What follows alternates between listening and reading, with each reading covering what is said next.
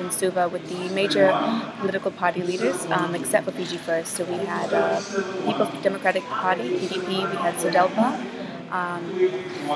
we also saw NFP and one Fiji party, as well as a few other leaders that were all there.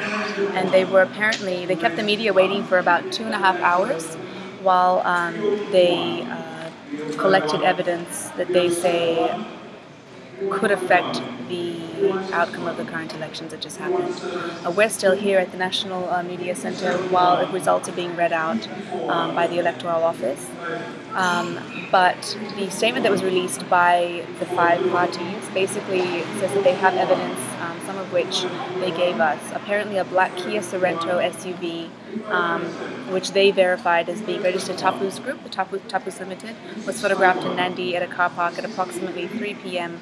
on polling day with unsecured ballot boxes in the boot of the car, in the trunk of the car. This was independently verified by 2 other party agents as well as a polling officer. The individual who cited the ballot papers took photographs, which they did show members of the media. They held up these photographs and they showed them to us. And they also had a signed statutory declaration to that effect. So they basically signed statements saying that they did see these unsecured ballot boxes in the back of this vehicle. We're not really sure what this means in terms of the results that are being read out right now. We're not sure if this is going to affect the counting that's going on across the street. We're not sure if this is going to stop that.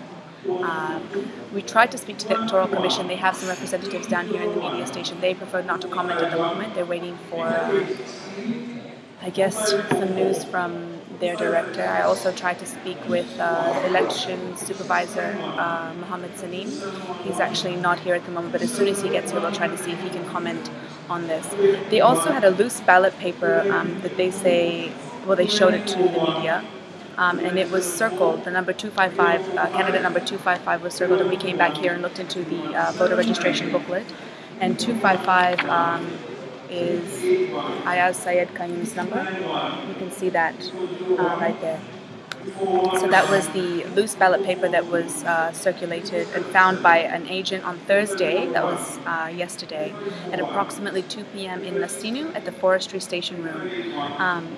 There are more than 50 incidents that they say have been documented with specific details, some of which they listed. They didn't list all of them, but they gave us some.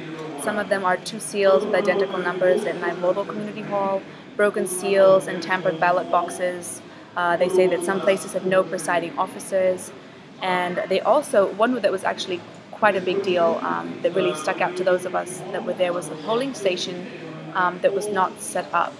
So apparently there was a polling station, and they say that this happened in Natubu village in Tapamdrombe. A polling station was not set up, so voters showed up to vote, and there wasn't a polling station, and they were denied their right to vote.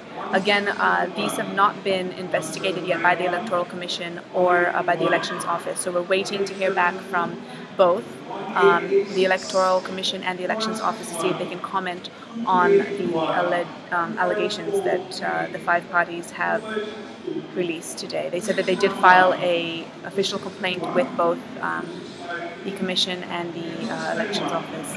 And we're just kind of waiting around now to see exactly what's going to happen. The media is kind of drained here at the center. We've kind of all been all over the place for the past few days, trying to get you guys as informed as we can. But as of right now, this is kind of what's taking up the bulk of our time. We're trying to figure out who this black car actually belongs to. If it does belong to Tapu's, why unsecured ballot boxes were in the back.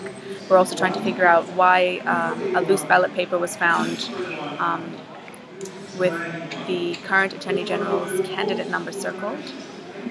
We're trying to just kind of figure out how many of these 50 incidents that have been documented by these 5 political parties and their observers are going to be taken seriously, and whether or not this is going to affect the overall outcome of the elections that happened on Wednesday. So we're going to keep trying to dig and investigate, and the Republica team will be back with you in approximately 10 to 15 minutes, hopefully, to let you know what's going on.